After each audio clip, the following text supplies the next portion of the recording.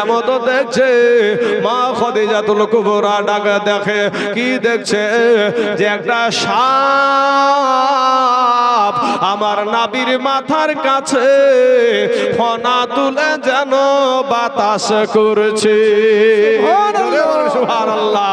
এ মুসলমান বাবাজিরা, মা খাদিজাতুল কুবরা রাদিয়াল্লাহু তাআলা একটা ডাক দিয়ে বলে, এ তোরা কে আছিস রে? তাড়াতাড়ি করে যা, তাড়াতাড়ি করে যা, আমার ওই মুহাম্মাদকে সাপে খেয়ে নিল। এবার বাড়ির যারা রক্ষী ছিল বাবা, তারা করলো কি, তার বাড়িতে অনেক মানুষ বাবা, সে অনেক বড় ধনী ব্যক্তি। মা খাদিজা লাঠি সোটা নিয়ে তারা ছুটলো বাবা, গিয়ে দেখছে ওখানে সাপের কোনো বালা নাই। তারা বলছে, মুহাম্মদ তোমাকে নাকি সাপে খেয়ে ফেলছিল। বলে, এটা কোথায় তোমরা পেলা? হঠাৎ আজগবি কথা এই ফাঁকা ময়দানে হতে পারে কি করে বলো? এ বাবাজি, এসে ওই মানুষগুলা এসে মা খাদিজাতুল কুবরা রাদিয়াল্লাহু তাআলা আনহাকে একটা ডাক দিয়ে বলছেন, খাদিজা গো, আমরা কি দেখলাম? আপনি বললেন ওখানে সাপ আছে, কিন্তু না না, আমরা যাবার পরে ওখানে কোনো সাপের বালা দেখতে পাই নাই। মা খাদিজাতুল কুবরা মাথায় একটা টনক লড়ে গেল। বিষয়টা কি, ব্যাপারটা কি? আমি নিজে চোখে দেখলাম ওখানে সাপ, কিন্তু যে কেউ সাপ দেখতে পেল না। হঠাৎ আর একদিন দেখছে গো, আমার দয়ার নবী মায়ার নবী একা থাকতে ভালোবাসতো বাবা। আমার নবী একদিন ফাঁকা মাঠের মধ্যে আছে, আর চতুর্দিকে বাবা রৌদ্রের তাপ চলছে, কিন্তু আমার নবীর সুজা করে আমার আল্লাহ পাক আসমানে একটা মেঘ আপনার আবিষ্কার করে দিয়েছে। সাদা আবহাওয়া, মেঘ কিন্তু সাদাও হয় কালাও হয় রে বাবা। সাদা আবহাওয়া একটা ছায়া আমার নবীর উপরে রেখে দিয়েছে। মা খাদিজাতুল কুবরা রাদিয়াল্লাহু তাআলা আনহা উনি বাবা চিন্তা করেছে কি ব্যাপার, সমস্ত জায়গাতে রৌদ্র দেখা যায়, কিন্তু আমার মুহাম্মাদের মাথার উপরে কেন ছায়া? মুসলমান বাবাজি গো, এমন সময়তে বাবা আমদিমিন টাইমে একদিন দেখছে বাবা যে সব মানুষেরা, এখন আপনি আমি যদি ভাই 10টা 20টা ছাগলকে পানি খাওয়াই, সারাটা দিন রোদের বেলাতে চড়িয়েছে, সারাটা দিন রোদের বেলাতে মাঠে ঘাস খেয়েছে, বৈকাল বেলাতে যদি 20টা ছাগলকে নিয়ে গিয়ে পানি খাওয়াইতে যাই, বলেন তো ওই পানিটাকে নিয়ে এই 20টা ছাগলে কাড়াকাড়ি করবে না করবে না ভাই? নিশ্চয় করবে। কিন্তু ভাই গো, মা খাদিজাতুল কুবরা রাদিয়াল্লাহু তাআলা আনহা ওনার দালানের ছাদের উপরে উঠে দেখেছে যে আমার দয়ার নবী ছাগলকে পানি পান করাচ্ছে গো।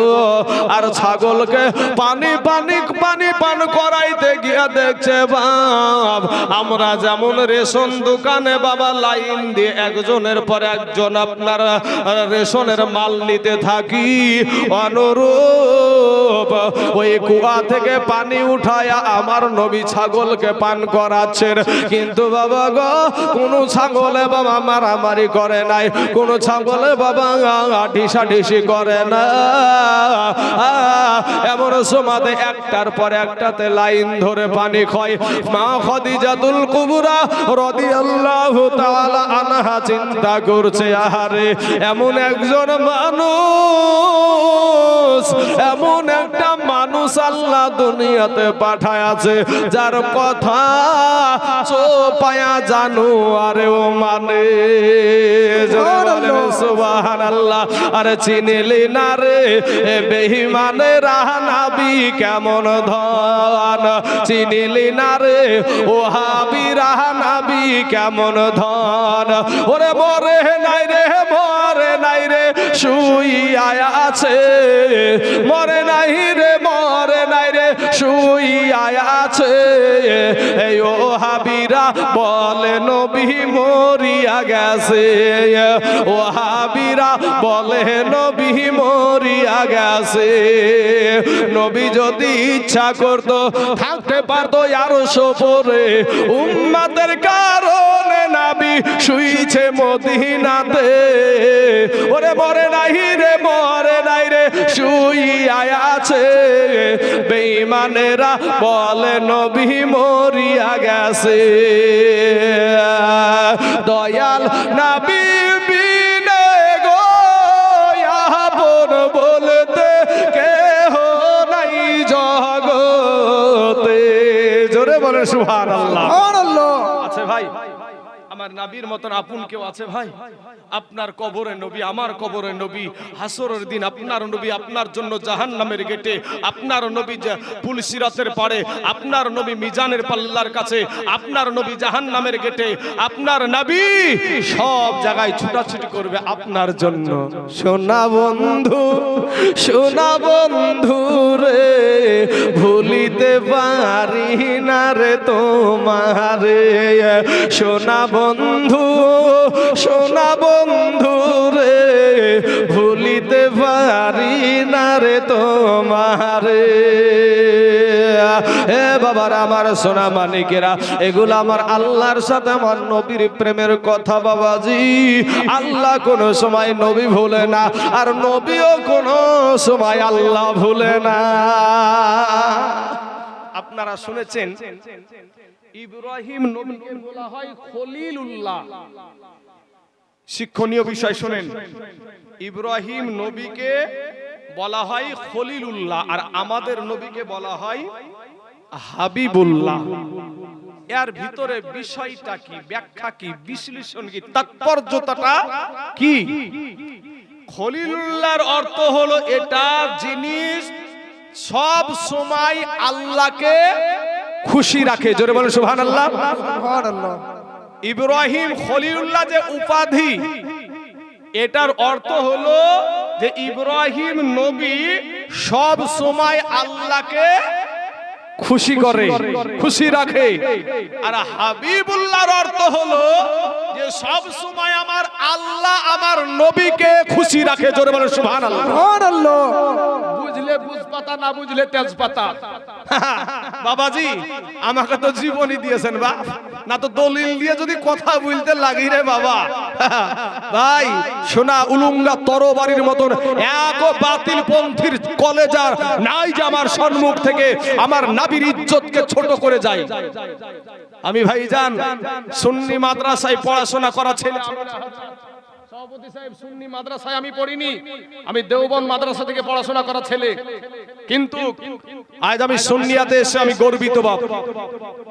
আমি সুন্নি আমি গর্বিত, কারণ আমার জন্য আমার বাপ আমার কবরে যাবে না, আমার কবরে আমার মা যাবে না, আমার কবরে আমার বিবি যাবে না, আমার কবরে আমার সন্তান যাবে না, আমার কবরে যাবে সহিহ বুখারী এবং সহিহ মুসলিমে আছে মা কুনতা তাকুলু ফি হাযা হাক্কুর রাজুল।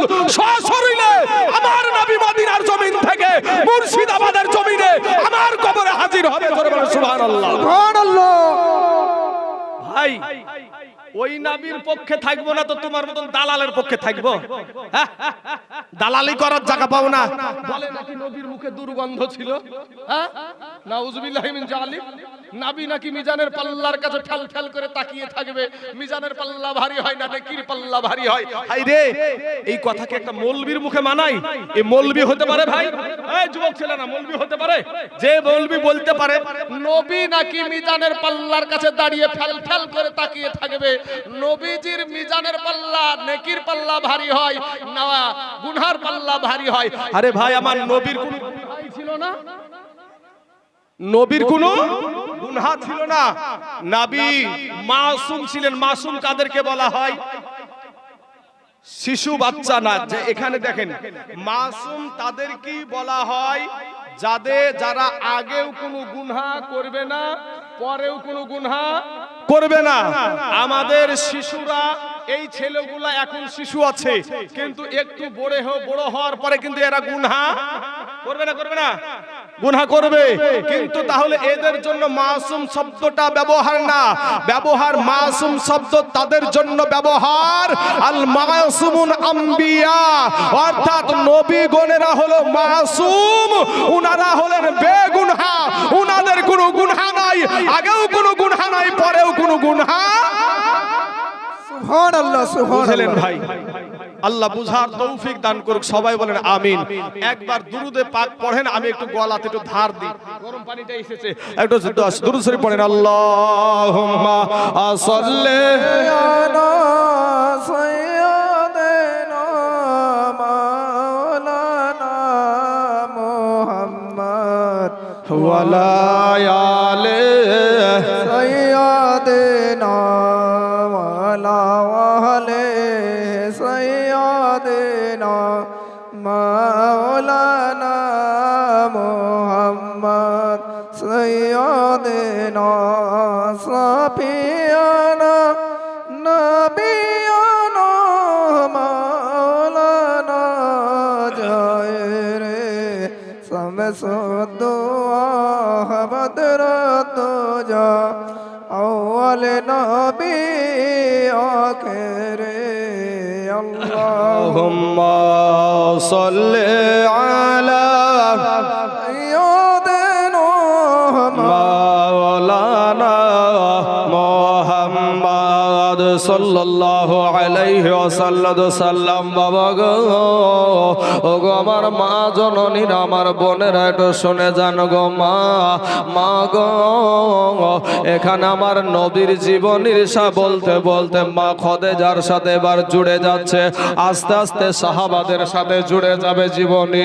এ মুসলমান মা খালারা শুনে নান, এবার মা খাদিজাতুল কুবরা রাদিয়াল্লাহু তাআলা আনহা, আমাদের দেশের মহিলারা বাবা মেম্বার হতে পারে, প্রধান হতে পারে, মুখ্যমন্ত্রী হতে পারে, প্রধানমন্ত্রী হতে পারে, স্বরাষ্ট্রমন্ত্রী হতে পারে, এই ভারতবর্ষের একজন রাষ্ট্রপতি ছিল, আছে কিন্তু মহিলা একদিন। তাহলে বাবাজি সোনা মানিকেরা এরকম হতে পারে, কিন্তু আমাদের দেশের মহিলাদের কোরআন হাদিসের জ্ঞান কিন্তু বাবা সেরকম নাই, কোরআন হাদিসের জ্ঞান অতটা নাই, কিন্তু মা খাদিজাতুল কুবরা রাদিয়াল্লাহু তাআলা আনহা, উনি বাবা তাওরাত, জবর, ইনজিল, কোরআন এটা পড়তে, ইনি কিন্তু এই কিতাবগুলা সম্পর্কে জানতেন, ইনি এটার বাবা দক্ষতা ইনার ছিল, ইনি বাবা জানতেন যে আখিরি জামানায় একজন নবী আসবে, যার নাম হবে মুহাম্মদ, যার আব্বা জানের নাম হবে আব্দুল্লাহ, যার মায়ের নাম হবে হযরত আমেনা, যার বংশ হবে কুরাইশ বংশ, সবচাইতে বড় বংশীয় বংশ হবে কুরাইশ বংশ, ওই বংশে আসবে, আর তার মাথার চুল হবে এরকম, তার চোখগুলা হবে এরকম, তার হাসি হবে এইরকম। এইগুলা কিন্তু মা খাদিজাতুল কুবরা কিন্তু জানতেন বাবা, টের পেয়ে গেলেন ইনি সাধারণ কোনো মানুষ না, ইনি হইলেন আখিরি জামানার নবী। বাবারা, হঠাৎ করে মা খাদিজাতুল কুবরা, টাকার কোনো অভাব নাই রে বোন, জমি জায়গার অভাব নাই, ব্যবসা বাণিজ্য, বিশাল সম্পদওয়ালা ব্যক্তি এই খাদিজা ডাক দিয়া সমস্ত মানুষকে ডাক দিয়া বলল, ও আমার বাড়ির মানুষেরা, তোমরা শোনো গো, আমার এ মুহাম্মদকে আজকে থেকে আমার বাড়ির যত ব্যবসা বাণিজ্য যা কিছু আছে সব কিছুরই আমি ম্যানেজার বানায়া দিলাম। জোরে বলেন সুবহানাল্লাহ। সমস্ত মানুষেরা একটা হিংসা হয়ে গেল, যারা বানায় নাই, যার মা নাই গো, আজকে যার এক কাঠা জমি নাই, আজকে সেই মানুষটাকে ম্যানেজার বানালো, ধর্মঘাট ডেকে দিল বাবা। ধর্মঘাট আর খাদেজার বাড়িতে কেউ কাজে যাব না বাবা, ধর্মঘাট ডেকে দিল। কিন্তু খাদেজা যখন চিনে ফেলেছে ইনি আমার নবী, ইনি হলেন নবী, অর্থাৎ ইনার দ্বারাই আমি কবর হাসর মিজান ফুলসিরত পার হইয়া যাব। এ বাবারা, মা খাদিজাতুল কুবরা রাদিয়াল্লাহু তাআলা আনহা এর আগেও বাবায়া দুইবার বিয়ে হয়েছিল, দুইবার বিয়ে হয়েছিল। প্রথম স্বামী বিয়ে হওয়ার পরে দুইটা সন্তান হয়েছিল, দুইটা স্বামী ইন্তিকাল করেছিল, সন্তান গোলাগো ইন্তিকাল হয়ে গিয়েছিল। বাবা গো, আমার নবীর কেমন আদর্শ রে বাবা। আজকে যদি এই সমাজে যদি বাবা বিধবা কোনো মহিলা থাকে, আর আমাদের সমাজে যদি বাবা আই বড় সন্তান কেউ ছেলে হয়, আগেই বলবে ওই বিধবা নারীকে বিয়ে আমি কেন করব? আমি একটা তরুণ নওজোয়ান যুবক ছেলে, আমি কেন একটা বিধবা মেয়েকে বিয়ে করব? কিন্তু আমার নবীর আদর্শ কত সুন্দর গো। আমার নবীর বয়স 24 থেকে 25 বছর, আর বিয়ে হচ্ছে বাবা 40 বছরের মা খাদিজার সাথে। দেখেন বাবা, একটু শুনে জানা যে নবীর জীবনী বাবা গো। মা খাদিজাতুল কুবরা রাদিয়াল্লাহু তাআলা আনহা উনি বাবা বলল, কে ধর্মঘাট ডাকলো, কে কি বলল, এটা আমাদের দেখার কোনো বিষয় না, এটা আমার জানার কোনো দরকার নাই। আমি যদি এই নবীকে খুশি করতে পারি তাহলে আমার আল্লাহ খুশি হয়ে যাবে। জোরে বলেন সুবহানাল্লাহ। এ বাবারা, এই করতে করতে আমার মা খাদিজাতুল কুবরা আমার নবীকে মুলকে শাম দেশে বাবা ব্যবসার জন্য, বাণিজ্যের জন্য পাঠিয়ে দিলেন। আর একজন ব্যক্তিকে কাজ শুধু দিল যে শোনো গো, আমার মুহাম্মদ যে রাস্তা দিয়ে যাবে আর রাস্তা দিয়ে যে ফেরত আসবে, এটার মধ্যে ও রাস্তাতে কি কি কাজগুলা করে, ওর সঙ্গে কি কি ঘটনা ঘটে, তোমার কাজ হলো শুধু সেটা দেখা, এতে তোমার বেতন আমি দিয়ে দেব। বাবা, আমার নবী যখন রাস্তা দিয়ে চলতো গো, ওই রাস্তার পাথর গুলা বলতো, এ রাস্তার পাথর রে সরিয়ে যা, সরে যা, ওই আখেরি জামানার নবী আসছে রে। আমার নবীর পায়ের যদি পাথর পড়ে যায়, নবীর পায়ে আঘাত লাগতে পারে। বাবা গো, নবীর পায়ে যদি পাথরও পড়ে যেত, ওই পাথরগুলা মোমের মতো নরম হয়ে যেত। জোরে বলেন সুবহানাল্লাহ। আপনারা বাবা সিলিমপুরের মানুষ, আপনারা বলবেন পাথর কি নরম হয়? আমার হাজী সাহেব বাবজি এখানে আছে গো, ওই হাজী সাহেবকে জিজ্ঞাসা করে দেখবেন, কাবা শরীফের কাছে একটা পাথর আছে, হাজারে আসওয়াদ পাথর, ওই পাথরে ইব্রাহিম নবীর পায়ের ছাপ এখনো আছে। জোরে বলেন সুবহানাল্লাহ। আরে বাবা, ইব্রাহিম নবীর ছাপ এখনো আছে গো। আপনারা বলেন তো ভাই, ইব্রাহিম নবীর নবী হলো আমাদের নবী। সুবহানাল্লাহ, সুবহানাল্লাহ। ইব্রাহিম নবীর নবী হলো আমাদের নবী, মুসা নবীর নবী হলো আমাদের নবী, ঈসা নবীর নবী হলো আমাদের নবী, ইউনুস নবীর নবী হলো আমাদের নবী। এমন একটা মাসে আপনাদের জীবনী চলছে, এই মাসটার নাম হলো রজব মাস। কি মাস? এই রজব মাসের এটাও বাবাজি নবীর জীবনীর মধ্যে চলছে, এটাও কিন্তু আলাদা দিক না, সব নবীকে নিয়ে মজেজা, সব নবীকে নিয়ে বায়ান হচ্ছে। দেখুন ভাই, আমি কোন দিকে চাই না যাতে, আজ রজব মাসে যে আছেন, এই রজব মাসে আমাদের নবী গিয়েছিলেন কোথায়? কোথায় গিয়েছিলেন ভাই? মেরাজে। মেরাজ শব্দে ছেলেরা আবার কালকের মন্ত্র শুরু করেছো। আবার তাহলে এই রজব মাসের মেরাজে গিয়েছিলেন। আপনারা বললেন মেরাজ শব্দের আবিধানিক অর্থ হলো ঊর্ধ্বগামী। মেরাজ শব্দের আবিধানিক অর্থ হলো ঊর্ধ্বগামী। সুবহানাল্লাযী আসরা বিআবদিহি লাইলাম মিনাল মাসজিদিল হারাম ইলাল মাসজিদিল আকসা। আমার নবীকে আমার আল্লাহ মসজিদুল হারাম থেকে নিয়ে মসজিদুল আকসায় নিয়ে গেলেন। ওই মসজিদুল আকসাতে গিয়ে দেখে সমস্ত নবীগণ ওখানে হাজির। জোরে বলেন সুবহানাল্লাহ। এখন আমাদের সমাজে ভাই বলে নবীরা মরে গেছে। এ ভাই, যদি নবীগণ মরে যায়, এখানে সব আলেমেরা একমত, যত আলেম আছে সব আলেমেরাই একমত। কেন একমত? যদি এখানে এটা কোরআনের আয়াত 15 পারাতে আছে, সুবহানাল্লাযী আসরা বিআবদিহি লাইলাম মিনাল মাসজিদিল হারাম ইলাল মাসজিদিল আকসা, এটাকে যদি কেউ অস্বীকার করে সে ব্যক্তি কাফের হয়ে যাবে। বুঝলেন না? এটাকে কারণ হলো এটা কোরআনের আয়াত। কোরআনের আয়াত। এত অলৌকিক ঘটনার জন্য আমরা যেমন কিছু অলৌকিক ঘটনা বললি, কি বলছেন আপনারা? সুবহানাল্লাহ বলছেন। তো সুবহানাল্লাহ আমার আল্লাহ বলছে কেন? দেখেন যে এত বড় অলৌকিক ঘটনার জন্য প্রথমেই আল্লাহ বলছে সুবহানাল্লাযী আসরা বিআবদি লাইলাম মিনাল মাসজিদিল হারামি ইলাল মাসজিদিল আকসা। আমার নবীকে মসজিদুল হারাম থেকে নিয়ে মসজিদুল আকসায় নিলেন।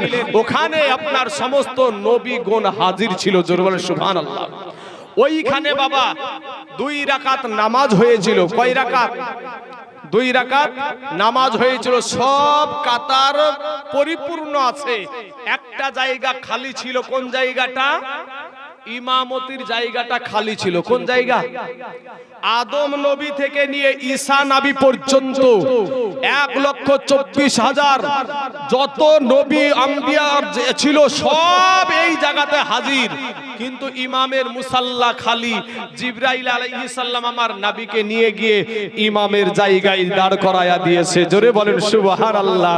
কবি বলছেন নবী আপনি ইমামুল আম্বিয়া, নবী আপনি ইমামুল আম্বিয়া, আপনার জন্য বানায়াছেন গো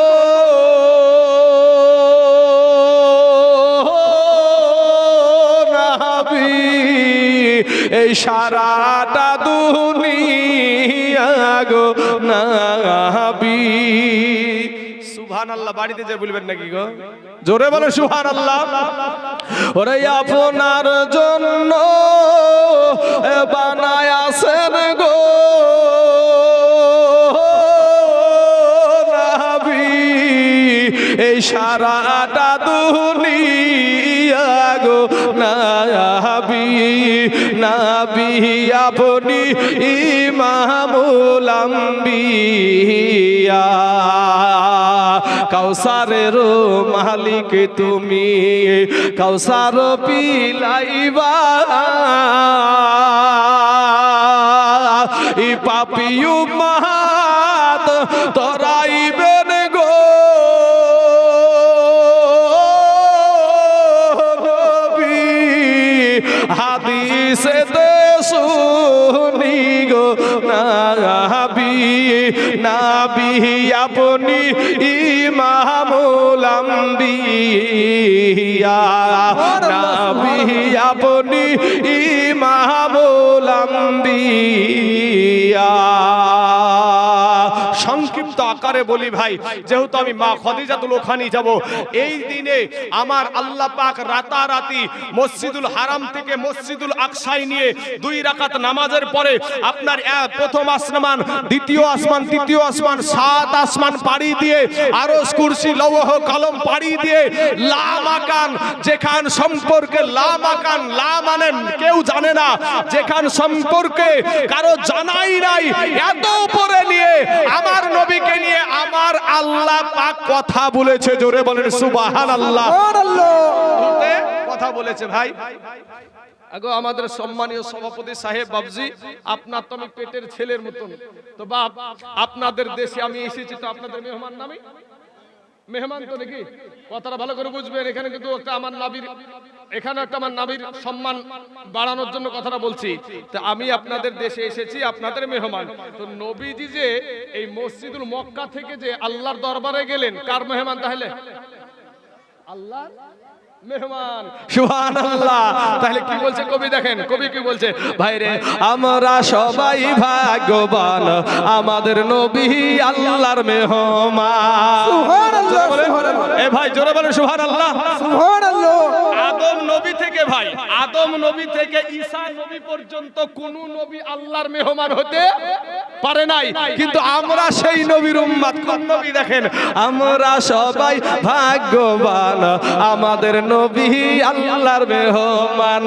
হাই হাই আমরা সবাই ভাগ্যবান, আমাদের নবী আল্লাহর মেহমান। আরে গেলেন নবী আরশে,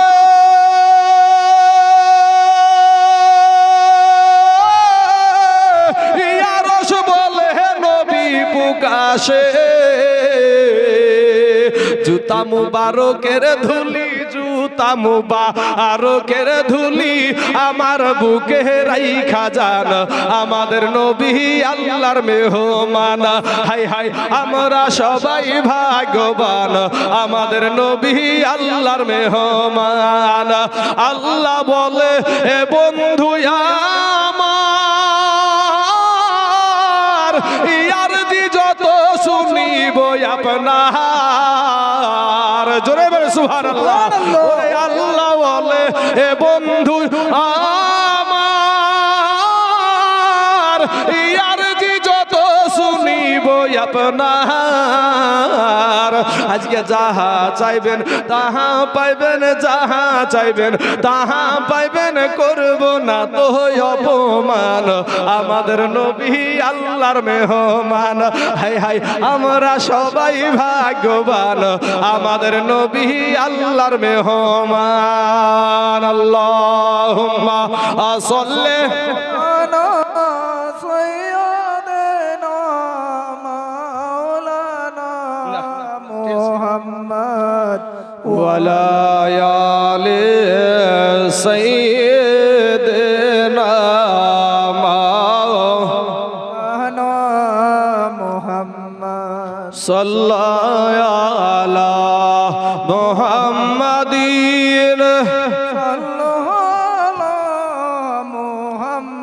সাল্লাল্লাহু আলাইহি ওয়াসাল্লাম। বাবা গো একটু মনটা লাগিয়ে দেবেন বাবা। ও মা খালারা, একটু এখানে আপনাদের জন্য ওয়াজ আছে। মা খাদিজাতুল কুবরা একজন নারী ছিল, আপনারাও একটা নারী গো মা। আমার নবীর আদর্শ আর মা খাদিজাতুল কুবরার আদর্শ দেখেন কেমন বায়ান চলছে বাবা। এবার আমার দয়ার নবী ব্যবসার জন্য মুলকে শাম দেশে চলে যাচ্ছেন বাবা গো। এইদিকে বাবা একদিন, দুই দিন, তিন দিন যারা বাবা ধর্ম ঘাট ডেকেছিল, বাড়িতে যখন খাবার না থাকে বিবিরা কানের কাছে ঘ্যানার ঘ্যানার করে না, করে না চাচা? এ যখন বাড়ির খাবার যখন ভাই শেষ হয়ে গেছে, বিবিগুলা কানের কাছে ঘ্যানার ঘ্যানার শুরু হয়ে গেছে, তোমার ধর্ম ঘাট বন্ধ করো গো, আর খাদিজার দরবারে যাও, নচেত আমাদের পেটে খাবার হবে না। এক এক করে বাবা আবার খাদিজার দরবারে আসতে শুরু হয়ে গেল। এইদিকে মা আমেনার বেটা আমার দয়ার নবী বাবা ব্যবসায় যেতে যেতে একটা গাছের কাছে বাবা বসে আরাম করছে।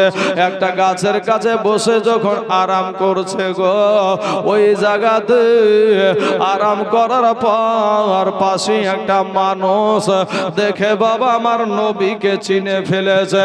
বলে তোমরা কোথায় যাবা? বলে ব্যবসার জন্য মুলকে শাম দেশে যাব। তখন ওইখানে বাবা ওই ব্যক্তিটা আমার নবীকে দেখে যখন চিনে ফেলেছে, সাথে সাথে বাবা সবার জন্য খাবারের ব্যবস্থা করে দিয়েছে। জোরে বলেন সুবহানাল্লাহ। সুবহানাল্লাহ। ব্যবস্থা কার জন্য? আমার নবীকে যখন চিনে ফেলেছে, ইনি হলো আখির আখিরি জামানার নবী বলে আমি একটা কথা আপনাদেরকে খাবার দিলাম, আপনাদেরকে যে এত খাবার খাওয়াইলাম এটা আপনাদের কারণে না, ওই যে একড়ে একলা গাছের কাছে বসে আরাম করছে ওর জন্যই খাবারের ব্যবস্থাটা হয়েছে। তবে আপনারা মুলকে সামনে যেন এই মানুষটাকে নিয়ে, এই ছেলেটাকে নিয়ে যেন আপনারা যায়েন না। উনি যদি ওখানে যায় ওখানকার মানুষেরা চিনে ফেলবে ইনি হলো আখিরি জামানার নবী, উনাকে আর জিন্দা দেশে ফিরতে দিবে না, ইহুদির বাচ্চারা শেষ করে দেবে। এ বাবারা পাশে একটা বাজারে বাবা বেচা